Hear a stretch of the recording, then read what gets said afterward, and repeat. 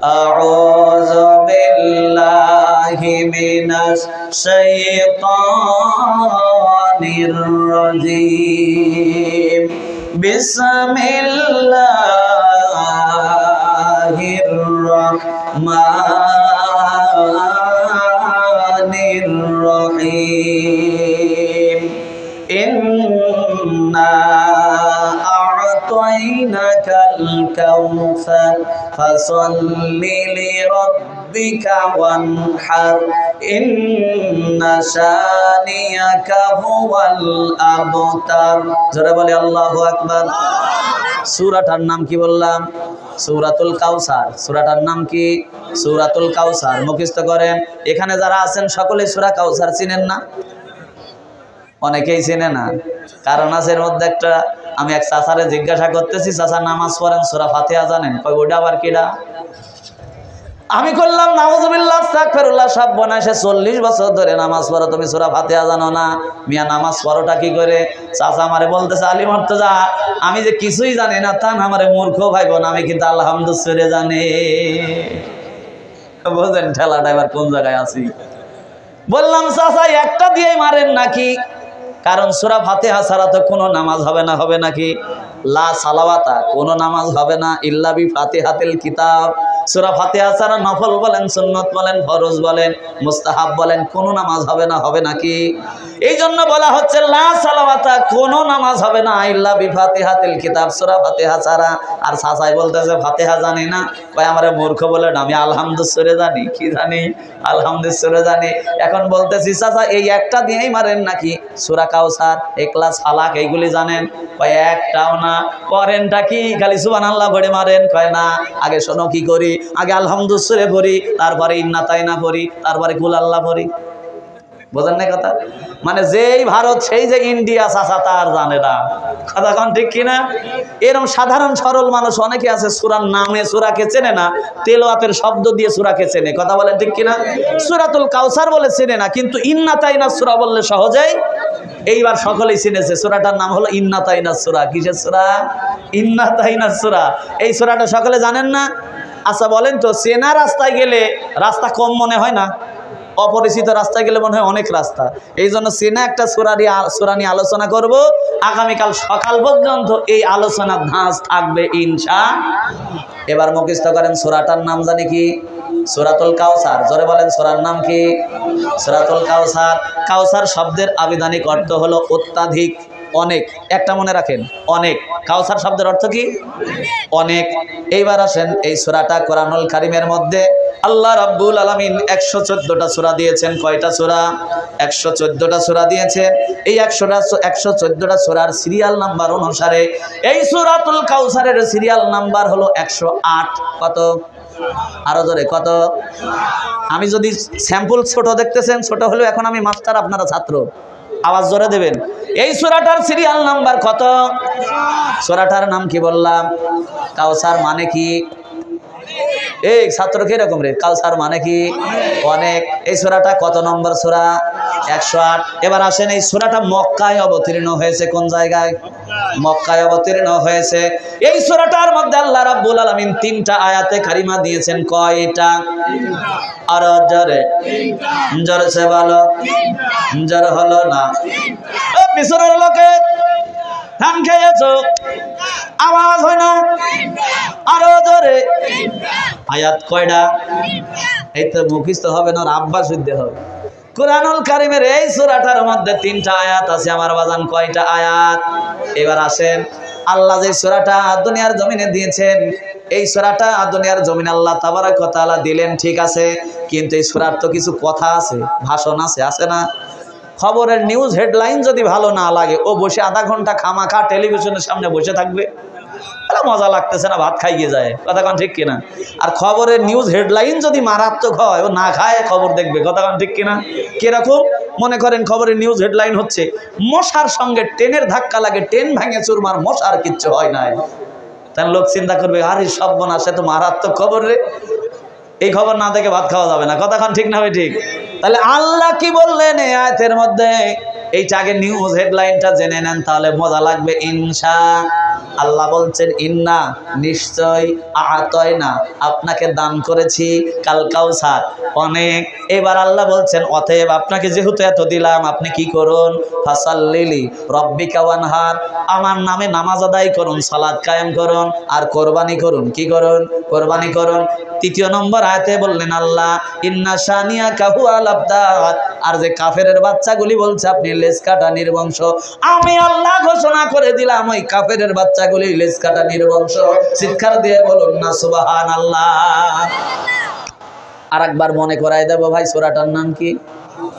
মানে জানি কি? অনেক। কোথায় অবতীর্ণ? কত নম্বর সূরা? কয়টা আয়াত? এই হুজুর দেখেন তো ভাই চাচা, কি কি মুখস্থ হয়েছে? আরে এর নাম হলো ওয়াজ, মুখস্থ করে বাড়ি যাবেন।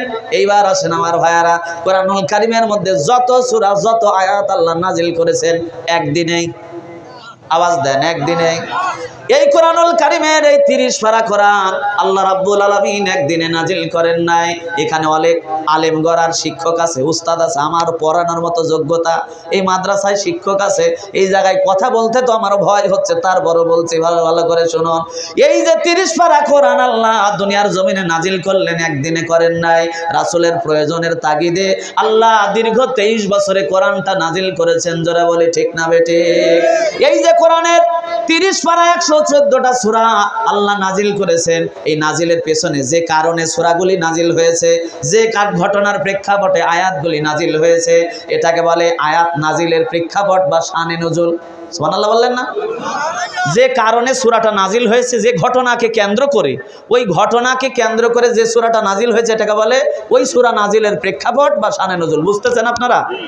আমার বাদানরা লক্ষ্য করুন, নবী করিম সাল্লাল্লাহু আলাইহি সাল্লামকে হয়তোবা কাফেররা প্রশ্ন করেছে দুনিয়ার জমিনে, এই প্রশ্নের জবাব দিয়ে আল্লাহ কয়েকটা আয়াত নাজিল করে দিয়েছেন, রাসূলকে সহযোগিতা করেছেন। আবার হয়তোবা কাফেররা নবীকে মারার চক্রান্ত করেছে দুনিয়ার জমিনে, এই চক্রান্ত সম্পর্কে অবগত করার জন্য রাসূলের সামনে আয়াত নাজিল করে দিয়েছেন, ও নবী ওই রাস্তায় যাবেন না, কাফেররা কিন্তু আপনাকে মারার জন্য রেডি হয়ে আছে। কোরআনের আয়াত নাজিল করে আল্লাহ তাকে সতর্ক করেছেন। কথা বলেন ঠিক কিনা? না আল্লাহ রাসূল নিজের থেকে মস্তানি করে মানে নিজের থেকে বানায় সব কথা বলে দিয়েছেন কোরআনের নামে নাকি? কাফেররা প্রশ্ন করার সাথে সাথে যতক্ষণ আল্লাহর পক্ষ থেকে জিবরাইল আসতো না ততক্ষণ নবী কোনো কথা নিজের থেকে বানায় কোনোদিন বলেন নাই। যার জ্বলন্ত প্রমাণ হলো আল্লাহর কোরআন।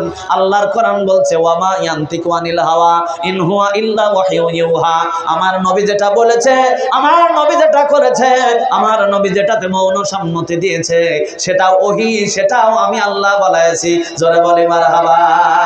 তাহলে রাসূল নিজে কোনো কথা বানায় কোরআনের নামে চালায় দেন নাই।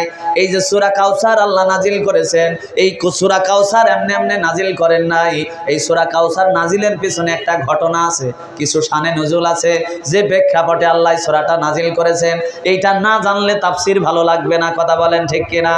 এইবার আসেন আল্লাহ সূরাটা কেন নাজিল করলেন, এই কেনর কথা বলতে গিয়ে চলে যায় মক্কা নগরীতে। নবী করিম সাল্লাল্লাহু আলাইহি সাল্লাম এমন একটা জামানায় জন্মগ্রহণ করেছেন যে জাতিটা ছিল দুনিয়ার জমিনে বর্বর, ভাই ভাইকে হত্যা করে, ভাই বোনকে হত্যা করে, কোন রাহাজানি নিত্য নৈমিত্তিক ব্যাপার। এমন একটা জামানায় দয়ার নবীকে আল্লাহ তাবারাক ওয়া তাআলা তৈরি করেছেন।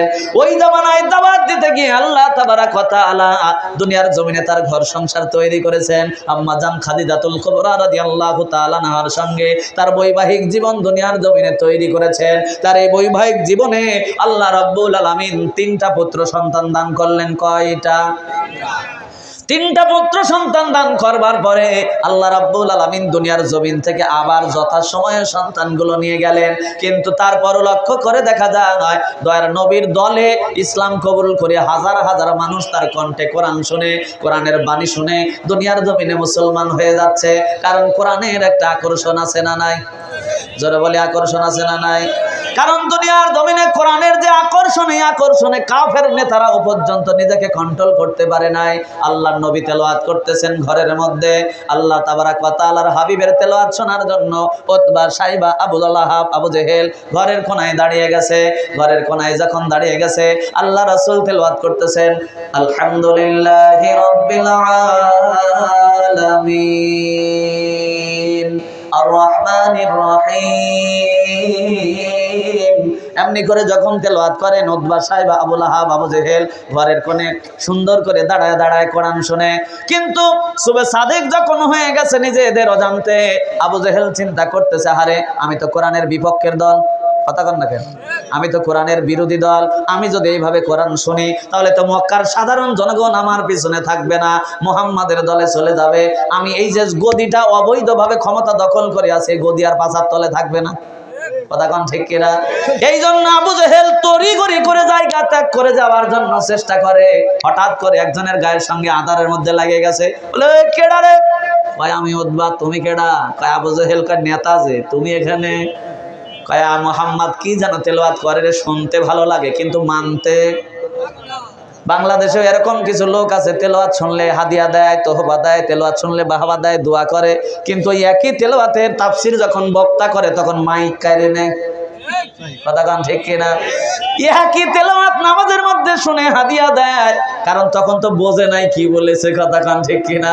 ওই একই তেলাওয়াতের তাফসির যখন হয়, বক্তা যখন ওয়াজ করে বলে হুজুর এইটা বাদ দিয়ে কবরের ওয়াজ করেন, ও কি জানে কবরে নিয়ে গেলেও কি ধুলাই হবে, কথা কান ঠিক না? ঠিক। কোরআনের মধ্যে চোরের ওয়াজ আছে না নাই? সুদের ওয়াজ, ঘুষের ওয়াজ, দুনিয়ার জমিনে বেনামাজির ওয়াজ, সব ওয়াজ কোরআনের মধ্যে আছে। আপনি যেটা নিষেধ করবেন, যেটা বলতে বলবেন, ওইটার মধ্যে ঢুকায় কিন্তু আপনাকে বাটাম সাইড করা হবে, কথা বলেন ঠিক কিনা? এই জন্য বক্তা যখন ওয়াজ করে বাবা বাধা দিন না, কারণ কোরআনে বাধা দেওয়া কিন্তু ভালো লোকের কাজ না। একটু শোনেন, কান ঠান্ডা করে। আমার বাজানরা লক্ষ্য করুন, আবু জেহেল বলতেছে বাটপারের দল আর এই জায়গায় আসবেন, আর কেউ আছে নাকি সাথে? ভাই আছে, মানে আরো তিনজন। কেডা? সাইবা, আবু লাহাব, ওলীদ ইবনে মুগীরা। কয় ডাক দে তিনটারে, মোট কটারে ডাক দিছে, বলে ওই এই জায়গায় আর আসা যাবে না সব। আমি এখন পীর সাহেব, আমার হাতে হাত দে, বায়াত তওবা পড়। বলে নেতা কি পড়াবে? বলে পড় তো। বলে পড়তেছে। আর কোনোদিন মুহাম্মাদের ঘরের কাছে কোরআন শুনতে আসবো না। কেউ বলতে বড় কষ্ট হলেও বলতেছে আসবো না। সবগুলি বাড়ি চলে গেছে। বাড়ি যাওয়ার পরে সাগরিদগুলি চিন্তা করতেছে, নেতা পীর সাহেব যেহেতু নিজেই তওবা পড়াইছে, ও আর আজ রাত্রে আসবে না, চল আমরা কয়জন যাই। সুবহানাল্লাহ বলে। আর নেতা মনে মনে চিন্তা করতেছে, আমার ভয়ে তো একটাও যাবে না, আজকে আমি একা একা মন ভরে মুহাম্মদ কি জানি তেলাওয়াত করে শুনবো। জোরে বলি মারহাবা। এবার রাত্রিবেলা আবার সকলে হাজির হয়ে গেছে।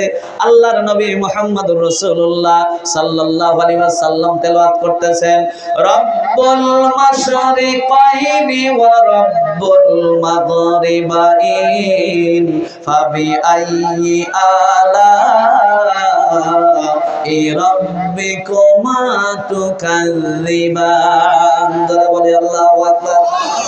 আজকে করেছেটা কি? শুনতে শুনতে প্রভাত হয়ে গেছে, টের ভাই নাই, সলক হয়ে গেছে। এবার আবু জেহেল দেখে সাইডটাও আছে, রাগ শরীরের মধ্যে উঠে গেছে, এই শয়তানগুলি, বাটপারগুলি, কাল না তওবা করলি আবার এসেছিস। এখন আবু লাহাব করছে, দেখো নেতা হয়েছে বলে যাচ্ছে, তাই তার আগে নিজের চরিত্র ঠিক করো। সুবহানাল্লাহ। নেতা হইছে বলে যাচ্ছে, তাই আগে নিজের চরিত্র ঠিক করো। তওবা পড়াইছো তুমি নিজে, তুমি যদি তওবা পড়ায় হাজির হতে পারো, আমাদের আশা জায়েজ আছে, কতক্ষণ ঠিক কিনা? আমার বাজানরা লক্ষ্য করুন, ওই নবী যখন এমনি করে কোরআন তেলাওয়াত করে, হাজারো হাজারো মানুষ আল্লাহ রাসূলের কদম মোবারকে গিয়ে কালেমার সুধা পান করে দুনিয়ার জমিনে ইসলাম কবুল করে। জোরে বলি না সুবহানাল্লাহ। এইবার দুনিয়ার জমিনে আবু জেহেল লক্ষ্য করে বলতেছে, শোন, এমনি হলে চলবে না। কোরআনের প্রেমে যদি আমরাই পড়ে যাই, তাহলে কোরআনের বিরুদ্ধে দল গঠন করব কি করে?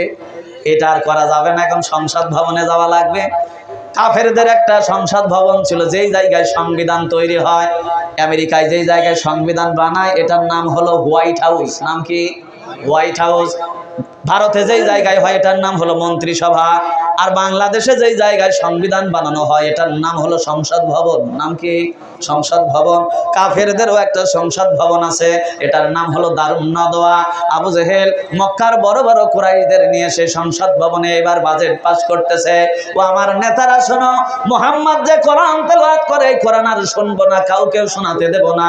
মক্কার কোথাও যেন কোরআন তেলাওয়াত না হয়। যদি করতে লাগে, মাহফিল করতে লাগে, ওয়াজ করতে লাগে বাধা দাও, বাধায় যদি কাজ না হয় ওই জায়গায় হট্টগোল করো, হট্টগোলেও কাজ না হলে পুলিশ দিয়ে বাধা দাও, পুলিশ দিয়েও বাধা দিয়ে যদি কাজ না হয় 144 ধারা জারি করো। এইটা আবু জেহেল সংসদ ভবনে বাজেট পাস করেছে, আর আমার আল্লাহ কোরআনের মধ্যে লিপিবদ্ধ করে দিয়েছে। আল্লাহ সেই সময় আবু জেহেলের এই কর্মকাণ্ডটা ওই যে সংসদ ভবনে যে বাজেট পাস করেছে আল্লাহ কোরআনের মধ্যে দিয়ে দিলেন। কারণ আছে না নাই? কারণটা হলো এই, কারণ আবু জেহেল তো কিয়ামত পর্যন্ত থাকবে না। এই কাজগুলি যারা করবে আবু জেহেলের মতো করে, আল্লাহ পাক তাদেরকে আবু জেহেলের নাতি হিসাবে পরিচয় দিয়ে তুলবে কিয়ামতে। এই জন্য আল্লাহ জানায় দিলেন কোরআনুল কারীমের মধ্যে, আল্লাহ বলছেন আল্লাযীনা কাফারু লা তাসমাউনা লিহাযাল কোরআন, ও নবী আপনার এই কোরআন বন্ধ করার জন্য হাইকোর্টে ওই সংসদ ভবনে আবু জেহেল এই বাজেট পাস করেছে, কোরআন শুনতে দেওয়া যাবে না। যে জায়গায় হয় বাধা দাও, হট্টগোল করো, 144 ধারা জারি করো।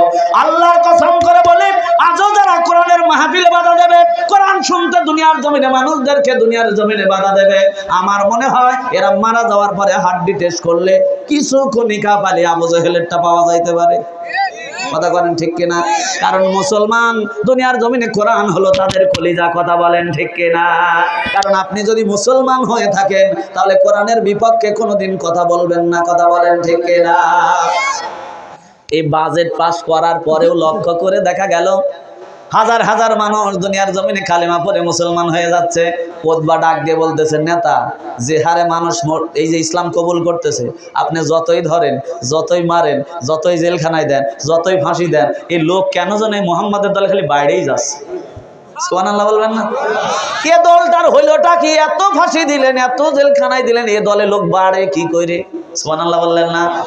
এবার আল্লাহ রাসূলের কথা বলে আবু জেহেল বলতেছে, শোন আমার অ্যানালাইসিস আছে, আমার গবেষণা আছে, আমার ভাতিজাই ধর্ম আর বেশি দিন আগায় নিতে পারবে না। উতবা বলতেছে, নেতা কি গবেষণা, কোন গবেষণাগারে করলেন?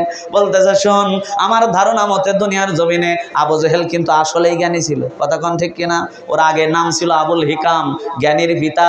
কিন্তু এই এত জ্ঞান থাকার পরেও দুনিয়ার জমিনে ঈমান না আনার কারণে আল্লাহ ওর ডিগ্রি কেটে দিয়েছে আবু জেহেল মূর্খের পিতা।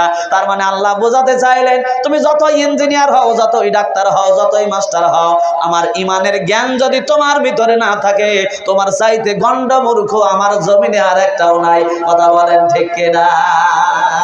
দুনিয়াবি শিক্ষায় কেউ যদি পণ্ডিত হইতো, বাংলাদেশে একটা নাম, একটা বড় গুরু আছে, কবিগুরু রবীন্দ্রনাথ ঠাকুর। ওর জ্ঞান কম না বেশি? আরে খালি জ্ঞান না, এই দেখেন নাভি পর্যন্ত দাঁড়ি। এই যে সাজাদপুরে যাওয়া করতে গেছিলাম, দিলাম মোড়ের পারে মাল পিছনে হাত দিয়ে খাড়া আছে বুক টান করে, দেখছেন না আপনারা?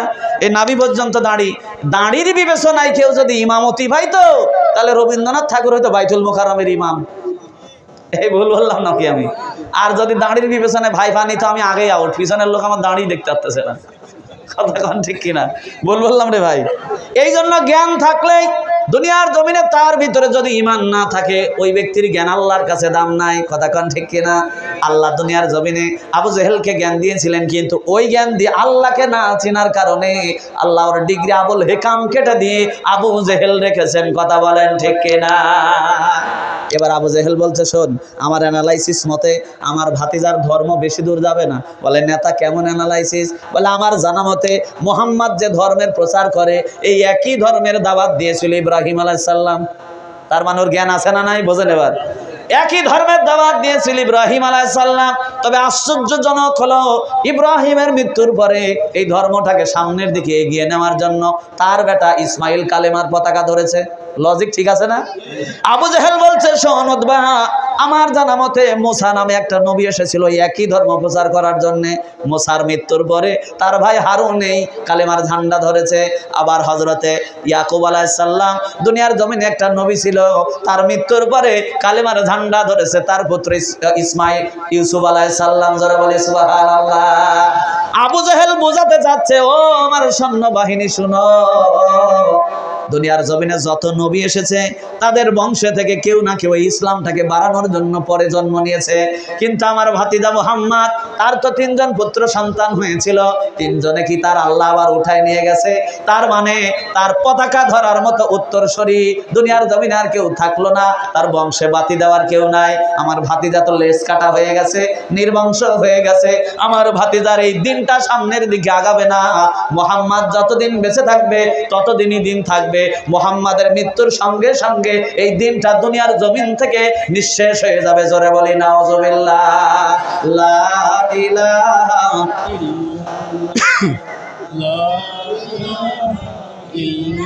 আওয়াজ দে, লা ইলাহা লা ইলাহা লা ইলাহা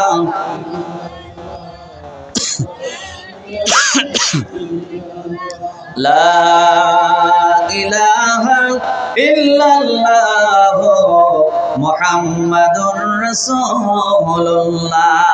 কষ্ট পাচ্ছেন বাবাজিরা? আমি সূরা কাউসার নাজিলের শানে নজুল বলছিলাম, ভালো করে লক্ষ্য করুন। আবু জহেল যখন আল্লাহ রসুলকে লেজ কাটা নির্বংশ বলে গালি দিয়েছে আর বলেছে মুহাম্মাদের ধর্ম বেশি দূরে যাবে না, তোরা দেখে নিবি, এই কথাটা রাসূলের কান পর্যন্ত পৌঁছে গেছে। নবী আমার 2টা কারণে চিন্তিত এবং ব্যথিত। 1 নম্বর কারণ হলো দুনিয়ার জমিনে পুত্র সন্তানগুলো হয়েছিল, আল্লাহ আবার নিয়ে গেছে। পিতা বেঁচে থাকতে সন্তান যদি মারা যায়, এর চাইতে বড় বোঝা পিতার সামনে আর কিছু হতে পারে না। কথা বলেন ঠিক কিনা? আমরা বলে থাকি পৃথিবীর জমিনে সব চাইতে বড় বোঝা পিতার কাঁধে সন্তানের লাশ। কথা বলেন ঠিক কিনা? আল্লাহ রাসূল চিন্তা করছিলেন, সত্যিই তো আমার 3টা পুত্র সন্তান দুনিয়ার জমিনে ছিল, আবার আল্লাহ নিয়ে গেছে। এবার চিন্তা করতেছেন, আমার বেটা নাই দুনিয়ার জমিনে, আমার অবর্তমানের দিনের ঝান্ডাকে ধরবে যদি একটা ছেলে থাকতো, তাহলে তো আমার পরবর্তীতে ইসলামটাকে বাড়ানোর জন্য তিনি চেষ্টা করত, যেমন ইব্রাহিমের পুত্র ইসমাইল করেছে। তার মনের মধ্যে এমন চিন্তা এসেছে, কাফেররা তাকে কটাক্ষ করেছে, গালি দিয়েছে। আল্লাহর সহ্য হলো না, জিব্রাইলকে ডাক দিয়ে বললেন, জিব্রাইল রে, ওরে জিব্রাইল তুমি কোথায়? জিব্রাইল বলে, আল্লাহ আমি সিদরাতুল মুনতাহায়। বলে থাকা যাবে না, তাড়াতাড়ি চলে যাও। ওই কাবার চত্বরে দাঁড়িয়ে দাঁড়িয়ে আবু জেহেল আমার নবীকে গালিগালাজ করেছে, লেজ কাটা বলে গালি দিয়েছে, নির্বংশ বলে গালি দিয়েছে। এমনিতেই নবীর সন্তানগুলো নিয়ে আসছি, নবীর বুকে রক্তক্ষরণ হয়, নবী বড় ব্যথা পেয়েছে রে জিব্রাইল। আর দেরি নয়, এক্ষুনি আমার নবীর জন্য হাদিয়া নিয়ে সূরাতুল কাউসার তার সামনে নিয়ে চলে যাও। জোরে বলে লিল্লাহি তাকবীর। হযরত জিবরিল আমিন আসলেন, সালাম পরিবেশন করলেন, আসসালাতু ওয়াসসালামু আলাইকা ইয়া রাসূলুল্লাহ, আসসালাতু ওয়াসসালামু আলাইকা ইয়া হাবিবাল্লাহ। নবী গো, টেনশন করবেন না, দুশ্চিন্তা করবেন না, আল্লাহ আপনাকে সন্তুষ্ট করার জন্য আল্লাহ কোরআন নাজিল করে দিয়েছেন। ও নবী, আর কোনো টেনশন নয়, আপনি পড়ে নেন, ইন্না আ'তাইনাকাল কাউসার ফাসাল্লি লিরাব্বিকা ওয়ানহার ইন্না শানিয়াকা হুয়াল আবতার। জোরে বলি আল্লাহু আকবার। রাসূল চিন্তা করতেছে, বেটা নাই, কি নাই? বেটা নাই। আর আল্লাহ কি বললেন? ইন্না নিশ্চয় আ'তাইনা আপনাকে দান করেছি কাল কাউসার, অনেক, অত্যাধিক। কেউ যদি আপনারে প্রশ্ন করে, চাচা আপনার কি পুকুর আছে? আপনি যদি বলেন বিরাট বড় একটা পোয়ালের পালা আছে, প্রশ্ন আর উত্তর কি একরকম হয়েছে? ভালো করে বোঝেন, আল্লাহ রাসূল চিন্তিত, ছেলে নাই, কে কালেমার ঝান্ডা ধরবে? আর আল্লাহ বললেন ইন্না নিশ্চয় আ'তাইনা দান করেছি কাল কাউসার, অত্যাধিক। তার মানে কি আল্লাহ ভুল বলেছেন নাকি? রাসূলের চিন্তার সঙ্গে এই আয়াতের কি কোনো মিল নাই? অবশ্যই আছে। মুফাসসিরানে কেরাম এখানে 2 ধরনের মত প্রকাশ করেছেন।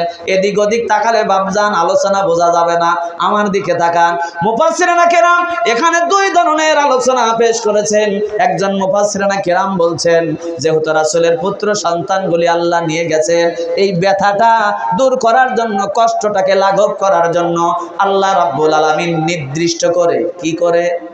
নির্দিষ্ট করে, খাস করে যেমন কাউসার শব্দের আগে আল শব্দ যুক্ত করা হয়েছে। কি শব্দ? ইংরেজিতে কাউকে কোনো কিছু নির্দিষ্টকরণ করতে হলে যেমন দি ব্যবহার করা হয়, আরবিতেও এই কাউকে কোনো নির্দিষ্টকরণ করতে হলে আল শব্দ যুক্ত করা হয়। কাল কাউসার, আল্লাহ নির্দিষ্ট করে জিবরাইল বললেন, নবী গো, আপনার পুত্র সন্তানগুলো নিয়ে আসছে, এই জন্য আল্লাহ আপনাকে নির্দিষ্ট করে হাউজে কাউসারের মালিক বানায় দিয়েছে। জোরে বলি সুবহানাল্লাহ। আওয়াজ দিয়ে বলেন সুবহানাল্লাহ।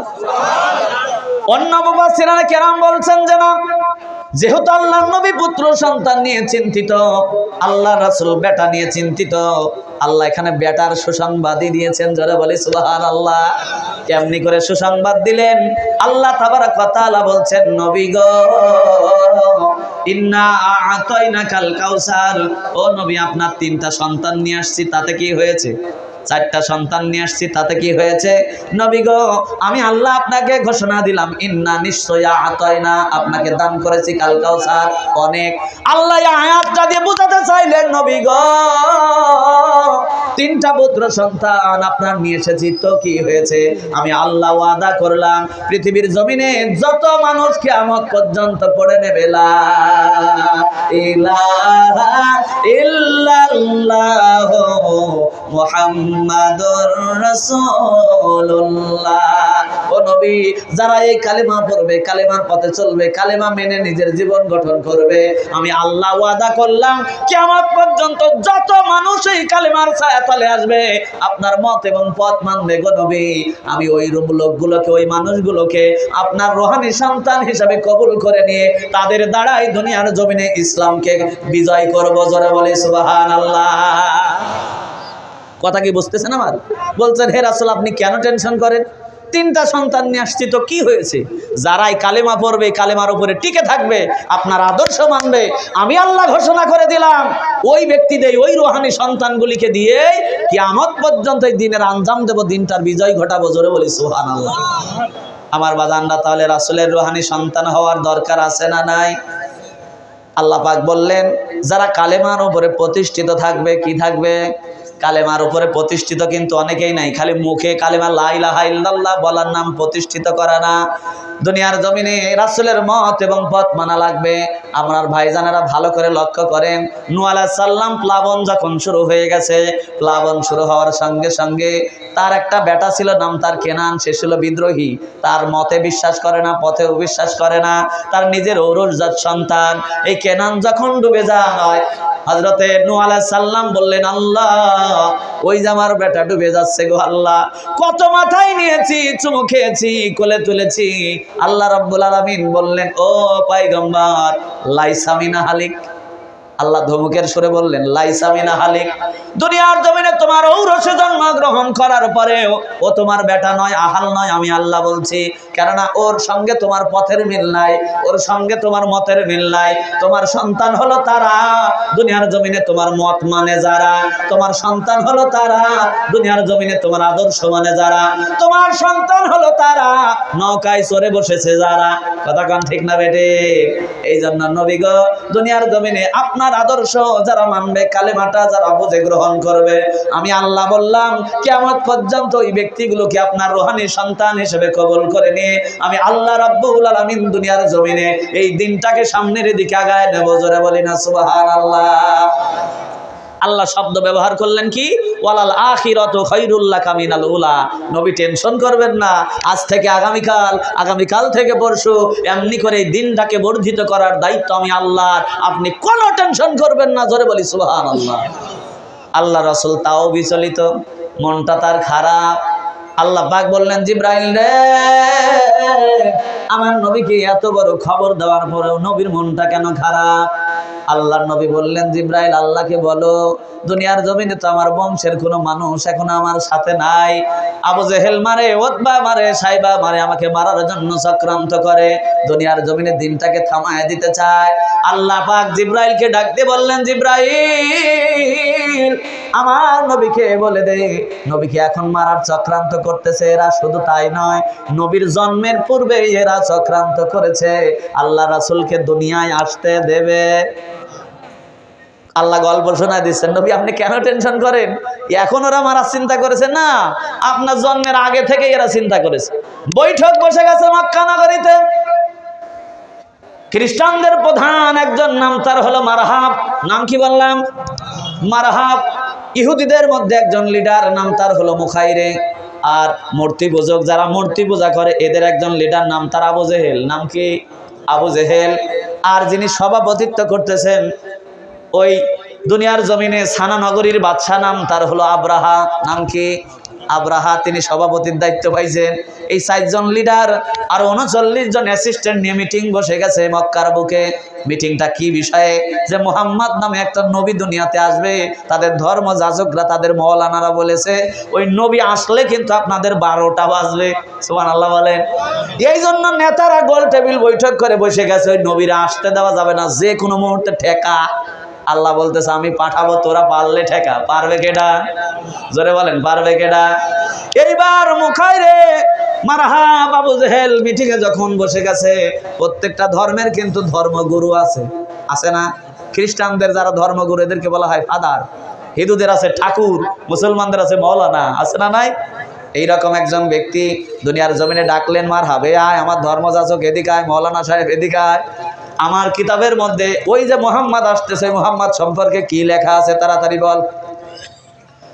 ধর্মযাজক সুন্দর করে পাতা উল্টায়, আর পরে কিছুক্ষণ পরে ডাক দিয়ে বলতেছে, প্রভু গো, ওই নবী যদি দুনিয়ায় এসে যায় তাহলে আপনার 12টা বাজবে। বলে কেমনি করে? বলে আপনার প্রধান ব্যবসা হলো নেশা জাতীয় মদের ব্যবসা। আজও পৃথিবীতে অ্যানালাইসিস করে দেখেন, এই পৃথিবীতে সবার আগে সারা পৃথিবীতে মদ সাপ্লাই করেছে যারা হলো খ্রিস্টানের বাচ্চা। কথাগণ ঠিক কিনা? তাদের প্রধান ব্যবসা হলো মদের ব্যবসা। এই কারণে চক্রান্ত করে এই ব্যবসাটা ধরেছে, কারণ মানুষের বিবেক যদি খারাপ হয়ে যায় ওই মানুষ দ্বারা দুনিয়ার জমিন আর কোনো কিছু হবে না। হবে যে নেশা করে, গাঁজা খায়, মদ খায়, ওর কি আর গদির চিন্তা আছে? সমাজের চিন্তা আছে? ও খালি সারাদিন একটা পুড়ি অথবা একটা বোতল দিবেন, আপনার পিস পিস ভরবে। কথাখান ঠিক কিনা? তার মানে বিবেক যার নষ্ট হয়ে যাবে, ও আপনার সামনে দাঁড়ায় কথা বলতে পারবে না, ওর খালি মাল দাও, বোতল দাও। কথাখান ঠিক কিনা? এই জন্য খ্রিস্টানরা চক্রান্ত করে সব মানুষদেরকে নেশাগ্রস্ত করার জন্য, বিবেক বর্জিত করার জন্য, যাতে করে তাদের রাজত্ব করতে সুবিধা হয়, কেউ মাথা তুলে তাদের সামনে দাঁড়াতে না পারে। কথা বলেন ঠিক কিনা? এইবার তার ধর্মযাজক বলতেছে, প্রভু গো, ওই নবী যখন আসবে তাদের একটা কোরআন হবে, কোরআনের মধ্যে বলা হবে ওয়াল খামর ওয়াল মাইসির। কি বলা হবে?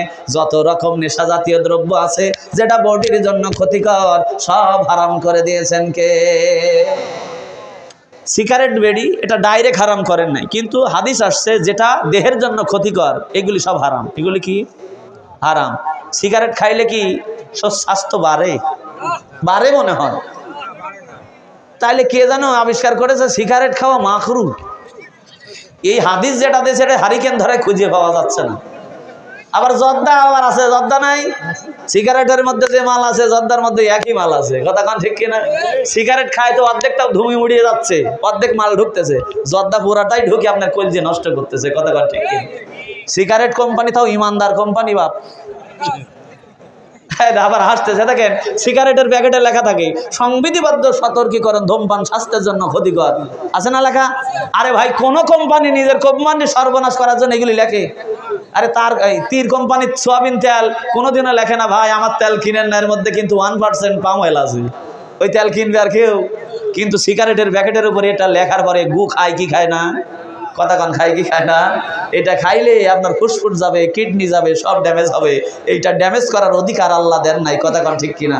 আল্লাহ সূরা 3-এর মধ্যে বললেন, আহসানি তাকওয়িম, আমি মানুষকে অনেক ভালোবাসা যত্ন দিয়ে তৈরি করেছি, তোমাদের কাছে এইভাবে ধ্বংস করার জন্য নয়। কথা বলেন ঠিক কিনা? এই বডি তৈরি করেছেন যিনি, এই বডির উপরে সব হক কার? এই জন্যই তো আপনি নিজে নিজে ইচ্ছা করে যদি ছুরি গলায় লাগায় দেন, এটা হবে আত্মহত্যা, আল্লাহর অর্ডার ছাড়া। কথা কন ঠিক কিনা? এই বডিকে ধ্বংস করার অধিকার আল্লাহ দেন নাই। এই জন্য আমার বাজানরা লক্ষ্য করুন, এবার খ্রিস্টান নেতা বলতেছে তাহলে তো ওই নবীকে আসতে দেওয়া যাবে না। আল্লাহ বলতেছেন আমি পাঠাবো, পারলে ঠেকা। পারবে কেডা? এইবার মারহাব বলতেছে, নেতা তুমি তো শেষ, আমার কাছে সাহায্য নিয়ে তোমার বাঁচা লাগবে, একটু আমার দিকে দেখি। এবার ইহুদি নেতা মারহাব ওর ধর্ম যাজককে ডাক দিয়ে বলতেছে, দেখ তাড়াতাড়ি আমার কিতাবের মধ্যে ওই মুহাম্মদ সম্পর্কে কি লেখা আছে।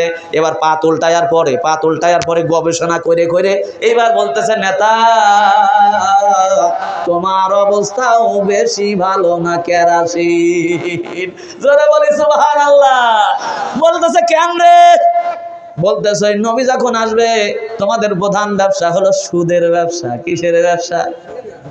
অ্যানালাইসিস করেন, পড়াশোনা করেন। এই পৃথিবীতে যারা এই যে সুদ ভিত্তিক ব্যবসা ব্যবস্থাপনা কায়েম করেছে সবগুলি হলো ইহুদির বাচ্চা। এই ইহুদিরা তাম পৃথিবীতে মুসলমানদের মধ্যেও সুদ ঢুকায় দিয়েছে একটা কারণে, জিম্মি করার জন্য। কি করার জন্য? জিম্মি করার জন্য। মনে করেন আপনি আমার কাছ থেকে 50,000 টাকা হাওলাত নিয়েছেন, টাইম মতো দিতে পারতেছেন না, কিন্তু হঠাৎ করে দেখেন আমি পশ্চিম মুখে দাঁড়ায় হোস পাইপ বাই করে ঝাড়া শুরু করে দিয়েছি। কিরে হুজুর মানুষ পশ্চিম মুখে তাও আবার দাঁড়ায় দাঁড়ায় হিসাব করে, কিন্তু তারপর আপনি কাউরে বলবেন না, কারণ বলে যদি দেয় আর ওই হুজুর আমি যদি জানতে পারি আপনি বলছেন কল খারার পর টেকা ফেলা। কথা কান ঠিক কিনা? ও আমার কাছে জিম্মি, এই জন্য আমার আকাম দেখার পরেও বলতে পারবে না। কথা কান ঠিক কিনা? এই জন্য আমার বাজানরা ইহুদিরা চেয়েছে দুনিয়ার জমিনে তাম পৃথিবীটাকে আয়ত্ত করার জন্য, এই জন্য সুদ ঢুকায় দিয়েছে। ধর্মযাজক বলতেছে গুরু গো, ওই নবী যখন আসবে গো তোমাদের এই সুদটাকে লাথি মেরে দিয়ে দুনিয়ার জমিন থেকে বিদায় করবে, আর যাকাত নামে নিয়ামত দুনিয়ার জমিনে কায়েম করবে। জোরে বলি সুবহানাল্লাহ। আকিমুস সালাওয়াতুজ যাকাত, যাকাত নামে একটা অর্থ ব্যবস্থা কায়েম করে দুনিয়ার জমিনে ওই নবী শান্তি দুনিয়ার জমিনে এনে দেবে। জোরে বলেন ঠিক না বেঠিক? যাকাতের ব্যবস্থা চালু হওয়ার পরে ইসলামী শাসন ব্যবস্থা কত উন্নত হয়েছিল। এখনো বাংলাদেশের সকলে যদি 100% যাকাত কায়েম করে, আল্লাহর কসম করে বলি বাংলাদেশে কেউ গরিব থাকবে না। কথা বলেন ঠিক কিনা? একটা ছোট্ট কাহিনী বলি শুনুন। ওমর ইবনে আব্দুল আজিজের জামানায় কোরআন দিয়ে শাসন হতো, যাকাত পরিপূর্ণ আদায় হতো। একজন ব্যক্তি 7 দিন ঘুরতেছে যাকাতের টুকলা নিয়ে, একটা ব্যাগ নিয়ে ঘুরতেছে, ঘুরতে ঘুরতে মাথায় ধোলা, গায়ে ধোলা, একেবারে পাগলের মতো হয়ে গেছে, ক্লান্ত পরিশ্রান্ত। যার কাছেই যায় বলে আমারই যাকাতের টাকা জমে রয়েছে। সুবহানাল্লাহ। ঘুরতে ঘুরতে জঙ্গলের কিনারায় গাছতলায় বসে গেছে, নিজের শরীরে ক্লান্তি এসে গেছে, একটু ক্লান্তি দূর করার জন্য বসে গেছে। হঠাৎ করে লক্ষ্য করে দেখে একটা পাগলের মতো লোক আসতেছে, পরনে কিছু নাই, শার্ট মার্ট যা ছিল ছেঁড়া, কি ছেঁড়া, মাথায় একটা ছালার বস্তা, গাটা পড়ায় খালি। চিন্তা করতেছে পাইছি মাল, এরে দিয়েই অন্তত যাকাতের বোঝাটা হালকা করব। ডাক দিয়ে বলছে ভাই আসসালামু আলাইকুম, এদিকে আসেন। কাছে গিয়ে বইছে, বসার পরে বলতেছে ব্যাগটা নেন। কয় খবর কি? ব্যাগে কি? কয় যাকাতের টাকা। কয় আমার চেহারা দেখে কি মনে হয় আমি যাকাত খাওয়ার লোক? কয় না, আপনার মাথায় সালার বস্তা, গায়ে শার্ট নাই, এছাড়া আর কি বলবো? বলে মা ভাই আমার মাথায় যে বস্তা, দেখো বস্তায় কি আছে জানো? বলে কি? তুমি কয়দিন ঘুরো? বলে 7 দিন। ও আমি আজকে 3 মাস হয়ে গেল বস্তা ভরা টাকা নিয়ে রাস্তায় ঘুরি, একটা লোক যাকাত নেওয়ার মতো নাই। জোরে বলি মারহাবা। এটা হলো ইসলামী শাসন ব্যবস্থা। এবার মারহাব ডাক দিয়ে বলতেছে নবী যদি আসে আর সুদ যদি আমরা না দিতে পারি তাহলে তো বিপদ হয়ে যাবে গো, নবীরে আটকা আসতে দেওয়া যাবে না। আল্লাহ বলতেছে পারলে ঠেকা। কথা কন ঠিক কিনা? আপনারা কি কষ্ট পাচ্ছেন?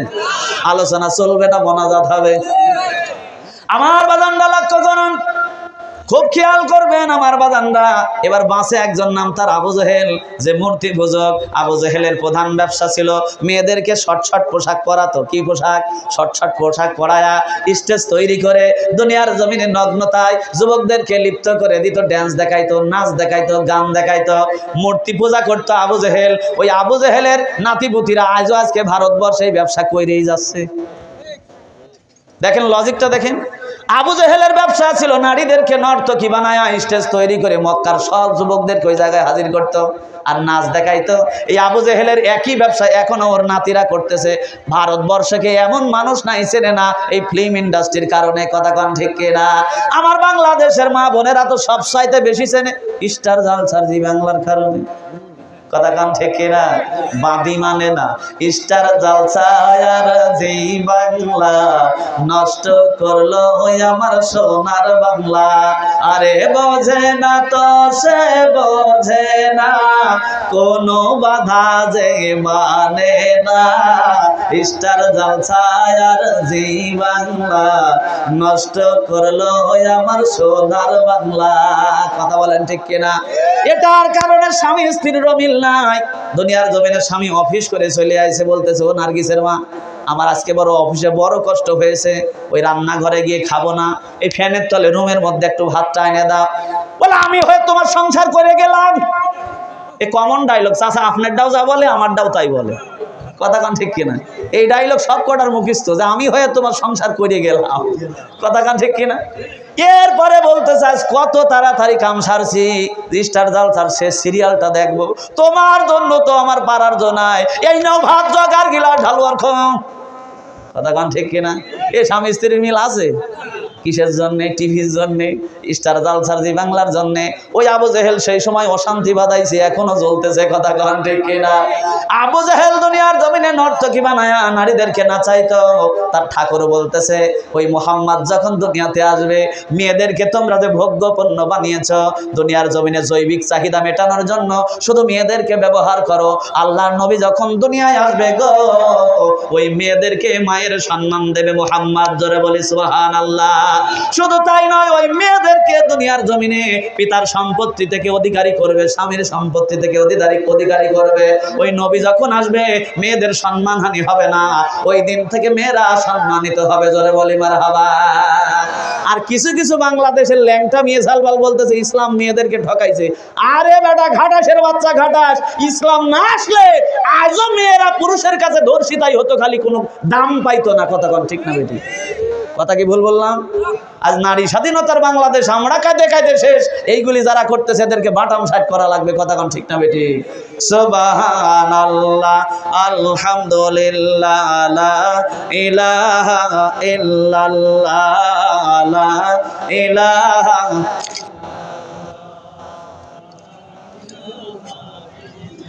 লা ইলাহা ইল্লাল্লাহ মুহাম্মাদুর রাসূলুল্লাহ। সব 39 জন ব্যাংক নেতারাগুলি বলতেছে তাহলে তো সব বোনাস রে, ওই নবী আসলে তো বিপদ। বলতেছে কি করা যায়? এই অ্যানালাইসিস করতো নবী আসবে কোন জায়গায়। একজন বলতেছে কাবা যেখানে নবীর জন্ম হবে সেখানে। এখন এক পণ্ডিত উঠে বলতেছে তাহলে কাবা উড়াইয়ে দেন। কি করেন? কাবা উড়াই দেন। কাবা না থাকলে তো আর মুহাম্মদ আসবে না। জোরে বলি নাউজুবিল্লাহ। এখন আব্রাহা আর আবু জেহেল বলতেছে বেশি পণ্ডিতি করিস নে, আমার বুড়ি আব্বা কিন্তু একবার দুনিয়ার জমিন আল্লাহর সাথে পাল্লা দিতে গিয়ে কল্লাই হারা ফেলাইছে। কলে বুড়ি আব্বাকে ডাকায় নমরুদ। কথা কান ঠিক না? এই জন্য আমার ভাই জানেরা চিন্তা চেতনা করে কাম করা লাগবে। বলে কি করা যায়? আব্রাহা বলতেছে, আর রাহেকুল মাকতুমের মধ্যে ঘটনাটা আসছে, ভালো করে লক্ষ্য করুন। আব্রাহা এবার বলতেছে সুকৌশলে যদি আমরা এই কাবা থেকে আর একটা কাবা তৈরি করি, আর এই কাবাতে তো এখনো মানুষ তওয়াফ করে, এই মানুষগুলিকে যদি ওই জায়গায় ইনভাইট করি, কাবা যখন একেবারে শূন্য হয়ে যাবে, কেউ কাবার কাছে থাকবে না, সুযোগ বুঝে আল্লাহর কাবাটা ভেঙে ফেলবো। বলো কেমন হয়? আবু জেহেল বলতেছে বুদ্ধিটা একেবারে খারাপ না। আব্রাহা বলতেছে আমার সানা নগরীতে বিশাল ভালো একটা জায়গা আছে, ওই জায়গাতে নতুন কাবা তৈরি করার কাজ শুরু হয়ে যাক। সকলে বলতেছে সহযোগিতাও আমরা করবো, ইট লাগে, সিমেন্ট লাগে, বালি লাগে, যা লাগে দেব, কোনো সমস্যা নাই। আব্রাহা বাদশার সানা নগরীতে নতুন কাবা তৈরির কাজ শুরু হয়ে গেছে। আল্লাহ চিন্তা করলেন আব্রাহারে তুই বানাবি একটা কাবা, আমি শেষ পর্যন্ত ঢাকায় ছাড়বো তোরে বাবা। লিল্লাহ তাকবীর। তুই বানাবি একটা কাবা, আমি শেষ পর্যন্ত তোরে ডাকাবো বাবা। এবার আব্রাহা কাজ শেষ করে দিয়েছে। মনে করেন আজকে কি বার? শুক্রবার। আগামীকাল সকালবেলা উদ্বোধন হবে। যারা ইট বালু সিমেন্ট দিয়েছে, সহযোগিতা করেছে, এই নেতাগুলি আসছে উদ্বোধন করার জন্য। সারা রাত গান বাজনা হয়েছে, আনন্দ ফুর্তি হয়েছে, খাইদাই হয়েছে। আব্রাহা বাচ্চা চিন্তা করলো সকালের আগে শেষ দেখা দেখে আসা লাগবে, কারণ কোনো কাজ যদি বাকি থাকে নেতাদের সামনে মাথা কাটা যাবে। কথা কন ঠিক কিনা? এই জন্য উদ্বোধনের আগে ফাইনাল দেখা লাগবে। আল্লাহ এদিকে করলেন কি? আল্লাহ এই সানা নগরীর 6 জন যুবককে, কয়জন যুবককে? 6 জন যুবককে ইলহাম করলেন। কি করলেন? নবীদের কাছে আসে ওহী, নবীদের কাছে কি আসে? ওহী। সাধারণ মানুষের কাছে আল্লাহর পক্ষ থেকে আসে ইলহাম। কি আসে? ইলহাম। এই 6 জন যুবককে ইলহাম করলেন। আল্লাহর পক্ষ থেকে ফেরেশতা ডাক দিয়ে বলেন ও 6 জন যুবক তোমরা কেন ঘুমাও? পেটের মধ্যে একটা মোচড় দিয়ে দিলেন, মানে পায়খানার চাপ দিয়ে দিলেন, কামড় দিয়ে দিলেন। বলতেছে কেন ঘুমাও? আব্রাহা তোমাদের জন্য একটা টয়লেট বানাইছে, উদ্বোধন করা লাগবে। সুবহানাল্লাহ বললেন না? পায়খানা যদি কারো চাপে, ও যাচ্ছে পায়খানা, আপনি যদি বলেন এই 10 মিনিট দাঁড়া তোরে 500 টাকা দেবো, দাঁড়াবে? আর ভাই টাকার দরকার নাই, বদ না থাকলে দে। কথা কন ঠিক কিনা? তখন তো আযাবে আছে, কিসে আসে? আযাবে আছে। এই 6 জন ব্যক্তির পেটের মধ্যে যখন মোচড় দিয়ে দিয়েছে, তারা নিজের চিন্তা ছেড়ে দিয়ে আল্লাহ নিয়ে গেছে তাদের আব্রাহার ওই নতুন খাবার কাছে। একজন আর একজনের গায়ের সঙ্গে বাইধে গেছে। বলে কেডারে? কয় আমি অমুকের পুত্র অমুক। তোরা কি কামে? কয় যেন উদ্বোধন করার জন্য আইছি। 4 জন বলতেছে দাঁড়া, আমাদের তুই উদ্বোধন করিস না, জামাতে উদ্বোধন হবে। জোরে বলেন মারহাবা। 4 জনে ঢুকছে, পেটে যা ছিল সব বিদায় করেছে, তবে বিদায় করার সিস্টেমটা ছিল খারাপ। কেমন খারাপ? দেখবেন ছোট বাচ্চারা অনেক সময় পায়খানা করে, এই জায়গায় এক বড়ি, এই জায়গায় এক বড়ি, এই জায়গায় এক বড়ি, এই জায়গায় এক বড়ি, এরকম করে না ছোট বাচ্চারা? মার আগে বলে এই কি পায়খানা করার সিস্টেমটা, এক জায়গায় বসতে পারিস না? জায়গায় জায়গায় বোমা মারছে, গ্রেনেড মারছে, কথা কোন ঠিক না বেঠিক? চারিদিক যখন একেবারে সয়লাভ হয়ে গেছে, একজন বলতেছে কি রে পেটের কামড়ে কাম তো করে ফেললাম, কামটা তো ভালো হইলো না মনে হয়। বলে কেন? বলে পেটের জিনিসটা বিদায় হলে এখন শুশু করবো কি দিয়ে? আর একজন বলতেছে পাগল, আল্লাহ বলেছে পানি না থাকলে কুলুবের ব্যবস্থা কি নাই? এই যে সুন্দর টাইসালা দেওয়াল দেখা যায়, তেল তেলে ঘষে মানচিত্র বানা, সবে মাত্র তোলা শেষ হয়েছে, এবার দেওয়াল ঘষ। সুবহানাল্লাহ বলেন। সব যখন ফয়সালা করে চলে গেছে, সকালবেলা আব্রাহা চিন্তা করলো শেষ দেখা দেখে আসি কোনো কাজ অপূর্ণ আছে কিনা। একেবারে দুনিয়ার জমিনের দরজা খোলা, কাছে গিয়ে দেখি ওরে বাবা, এ কাম করলো কেডা? আল্লাহকে বলেছে তুই মানাবি কাবা, আমি ডাকাবো বাবা। জোরে বলেন সুবহানাল্লাহ। এইবার আব্রাহা দেখলো এই কাবা 7 দিন ধুলেও পরিষ্কার হবে না, এই কাবা নষ্ট করেছে নিঃসন্দেহে আল্লাহর কাবার লোক, কথা কোন ঠিক না? আসলেই তো তাই, জোরে বলি মারহাবা। আব্রাহা রাগ দেখায় তার হস্তি বাহিনী তৈরি করলো যে আল্লাহ আমার কাবা নষ্ট করে দিয়েছে, আমিও আল্লাহর কাবা রাখবো না। আব্রাহা একটা হস্তি বাহিনী নিয়ে কাবায় হাজির হয়েছে। এই ঘটনাটার জন্য আল্লাহ কুরআনুল কারীমের মধ্যে একটা সূরা নাজিল করে দিয়েছে। সূরাটার নাম হলো সূরাতুল ফিল। আল্লাহ বলছেন আলাম তারা কাইফা ফাআলা রাব্বুকা বিআসহাবিল ফিল। ও নবী, লক্ষ্য করে দেখেন নিজের কাবা নষ্ট হওয়ার কারণে আব্রাহা যখন আমার কাবা ভাঙতে এসেছিল, ওই আব্রাহাকে আমি ছোট্ট পাখি আর পাথর দিয়ে কেমন করে শায়েস্তা করে দুনিয়ার জমিনে দাফন করেছি, কথা বলেন ঠিক কিনা? এই জন্য বলতেছে আল্লাহ তাবারাক ওয়া তাআলা, রাসূল আপনাকে আগেই ওরা মারার চেষ্টা করেছে, আসতে দেবে না, আপনি এখন টেনশন করেন, কোনো টেনশন নাই। 3টা সন্তান নিয়ে আসছি নবী গো, আমি আল্লাহ ওয়াদা করলাম ওয়ালাল আখিরাতু খায়রুল লাকা মিনাল উলা।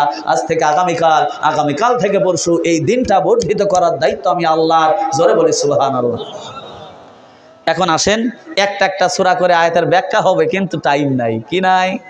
আমি শানে নজুল শেষ করেছি। কি শেষ করেছি? কোন সূরার জানি ওয়াজ হয়? কোন সূরা? এই কথা কান, কোন সূরা? মানে কি? অনেক। কোথায় অবতীর্ণ? কত নম্বর সূরা? কয়টা আয়াত? আমি সাকসেস ভাই, মুখস্থ হয়েছে আলহামদুলিল্লাহ বলেন।